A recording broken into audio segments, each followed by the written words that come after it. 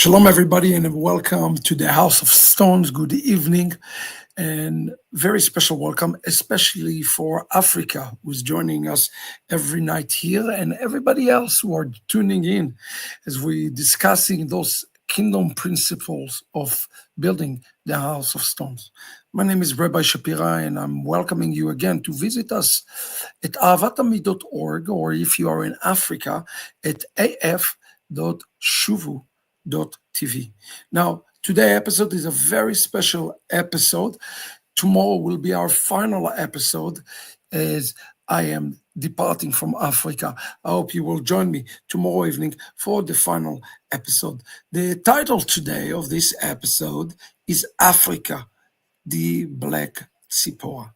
This is an important and significant shiur that I want to convey to you some of the thoughts from what I am seeing and my understanding of the Torah, along with our rabbis and sages.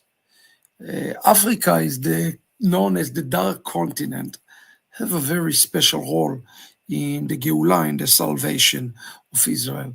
And today I would like to open for you a little bit of the prophetic lens of understanding Africa's role in these last days as we dive into the scripture.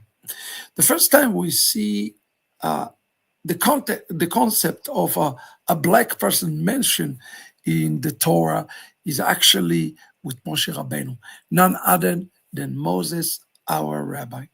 In the book of Numbers, chapter 12, verse 2, we read the following word, or I will start in verse 1, and matter of fact, and it says, "And Miriam and Aaron spoke against Moshe because of the Cushite woman he had taken into his household. As his own wife, he took a Cushite woman."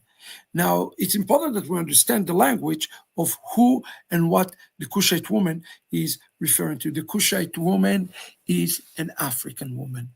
The word Cush in the Bible specifically refer to the region that today known as Ethiopia.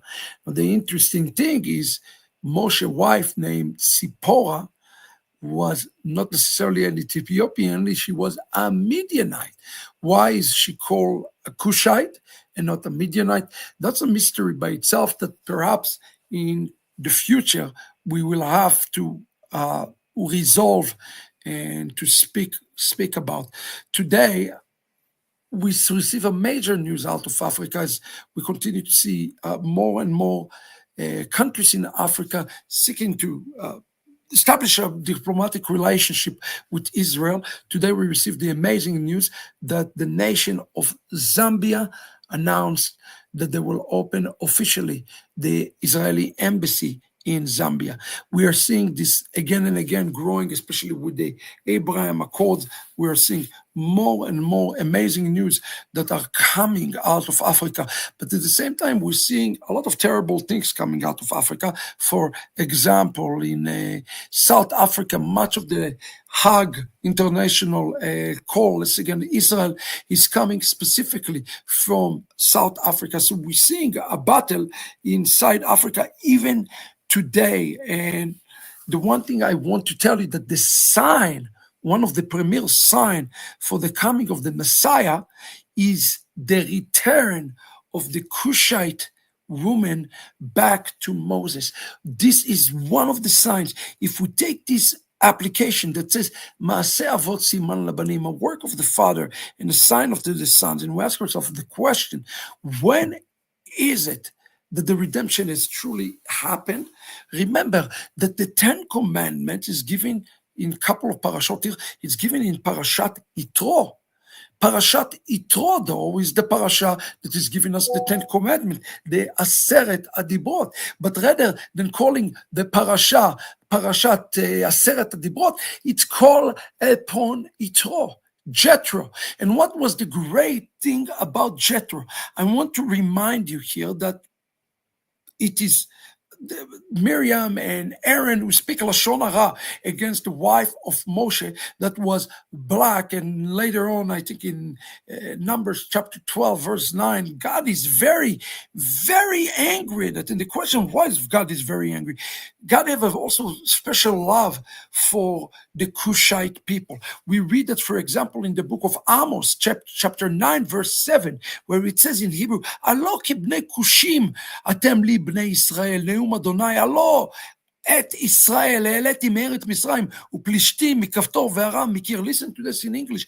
It says in Amos chapter 9 verses 7, he says, "To me, O Israel, you are just like the Cushites, declared the Lord. Though I brought Israel up from the land of Egypt, but also the Philistines of Kaftor and the Aramim," it says, "Faram Mikir." He says here that the children of Israel are like the Cushim, and he raised them up. We have to understand that, and everybody has to, that God have a very special love for black people. It's not a coincidence that the black people had to suffer so much, and in some way the black people dealing with slavery, for example, had a very similar pattern to go through as the Jewish people. Why? Because God have a very special place and purpose into the African, and by extension also of the African American community for the last days. And hopefully today we will have an open heart and open mind, and we'll try to understand it. Again, we have to look at all of those things to the prophecy of and the lens of understanding that what have took place in the past will take place again in the future. Now, when is the redemption of the children of Israel started? When the actual Ten Commandments were given? I want to remind you that Moshe, he's separated and divorced himself from the Cushite woman, from Zipporah.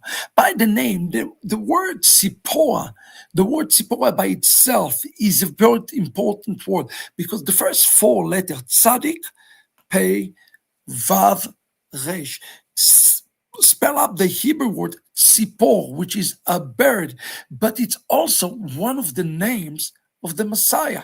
If you take the word Tzipor and you flip the letters, you get the word Poretz, the breaker. Peretz, according to the book of Ruth, chapter 4, is one of the names of the Mashiach.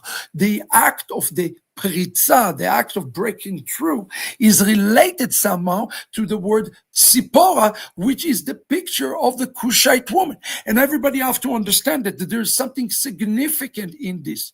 When we see, and when we will see in the last days, a reconciliation between the Cushite woman, between Zipporah, once again to Moses representing the Jewish people, we will know that the redemption and the salvation of the Jewish people are near. It's amazing like that. Today, somehow, as the prophet Zephaniah tells us, that the Cushites will be shoulder to shoulder with the Jewish people. It is coming, and we are going to see, I predict, an harvest of relationship between African nations and the state of Israel. Today is just an amazing example of this thing. And I hope that everybody will receive what I am telling you. This is just the beginning.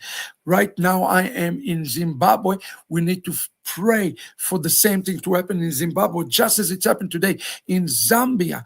The same thing, I sincerely hope, will happen also in South Africa, despite the anti-Semitic tone that's coming from the nation. It is going to come. I wanted to pay attention to this for a moment.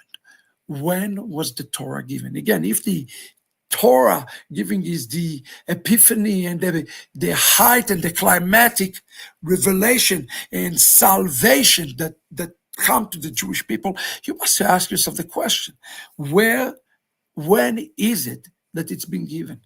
Pay attention to this.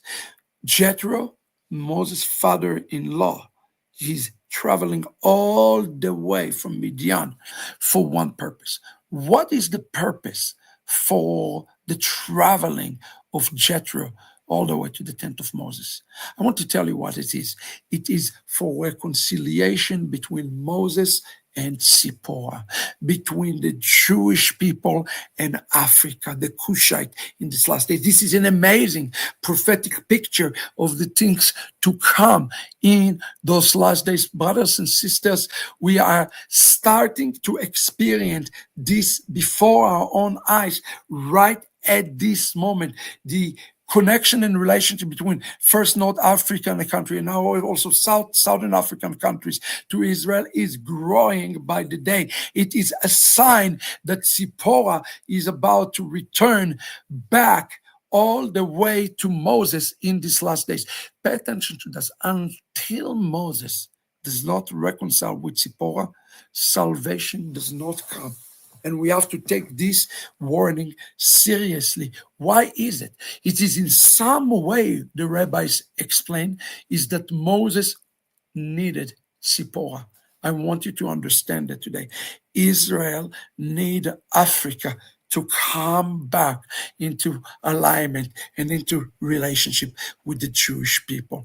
The Lord is taking me in my study to the book of Jeremiah, chapter 38. I want you to see how Jeremiah himself was saved and was spared in the last days. This is amazing. In Jeremiah chapter 38, verse 7, we read. I'll just read you a few verses. I want you to listen carefully. This is amazing prophecy. It says, the Eved Melech, an Ethiopian official in the king palace, heard that has put Jeremiah in the pit. While the king was sitting on Benjamin Gate, Ebed Melech, look at his name, the servant of the king, Eved Melech, the servant of the king, went out for the king's palace and spoke to their king, saying, my lord, the king, this man have done evil in all they have done to Jeremiah, the prophet, who they cast into the pit. He is likely to die right where he is from hunger, for there is no more bread in the city. Then the king commanded Eved Melech, the Ethiopian, saying, take 30 men from here with you and bring the prophet Jeremiah up to the cistern before he dies. So Eved Melech took the man with him and went to the king's palace and under the storehouse. From there he took worn out clothes and worn out rags and lowered the ropes into the cistern pit of Jeremiah. And Eved Melech, the Ethiopian, said to Jeremiah, now put these worn out clothes and put under the armpit and under the ropes. Jeremiah did so. And he pulled Jeremiah out of the ropes and lifted him up out of the pit. But Jeremiah remained in the courtyard of the guard. Then Zedekiah, the king, was sent to the prophet Jeremiah and received him in the third entrance in the house of Adonai. The king said to Jeremiah, I'm going to ask you something. Hide nothing from me. And the story continued on and on. This man, this Cushite named Eved Melech, saved the life of Jeremiah. Brothers and sisters, we know that Gog and Magog is coming upon us. And one of the region that will determine also whether or not they stand with Israel or not, who will have a critical role to play in these last days, is going to be Africa. Today, President Donald Trump announced that he's withdrawing the involvement of the involvement of United States from Zimbabwe. You see, Zimbabwe, for example, right now have to make a choice, and they have been leaning toward the side of Russia and China. But let me tell you something. We know that Eved Melech is going to be arising in the land of Africa. I'm praying today for Africa that Evet Melech will be revealed inside the land.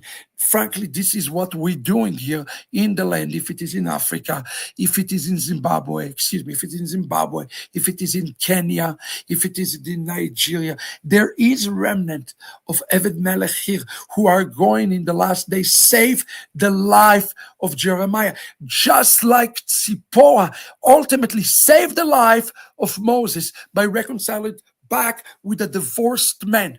Africa and Israel are going to be reconciled in the last days. I'm in the process of writing a book about this call of Africa. By the way, it's amazing that this expression in Hebrew, a woman, literally, his wife is a Cushite. It was the crying of Miriam in exclamation. His wife is a Cushite. It sounds so bad. But if you take in Hebrew this expression, his wife is a Cushite. It's equivalent in Hebrew today in the Gematria to Yefat Mar'eh. She was beautiful. She was beautiful. And I got to tell you something. The more I labor here in Africa, I see the beauty of the remnant, the beauty of the people, and the beauty of the heart of those who understand their calling towards Zion. Don't take your calling lightly today, Africa. Your calling is to become the Eved Melech so that Moses can move forward and bring salvation to the Jewish people. Our final Moses is Yeshua. In essence, what I'm suggesting to you today, that Messiah Yeshua is yet to return until we have the fullness of all the Abraham Accords with the remnant of Africa. These friends will bring healing and salvation to the Jewish people and to the entire house of Israel. And yet, there is another surprise awaiting to reveal itself, that many seeds here in the land of Africa are truly connected, not just spiritually, but even by blood with the 12 tribes of Israel. Now is the calling and the time for Eved Melech to arise and let us reconcile together the house of Israel, the Jewish people, and Africa. May this day will come for quickly, for Zion's sake. Thank you for being here. I hope this word ministered to you, and I'm looking forward to seeing you tomorrow with me. God bless you, and let us build the house of stone.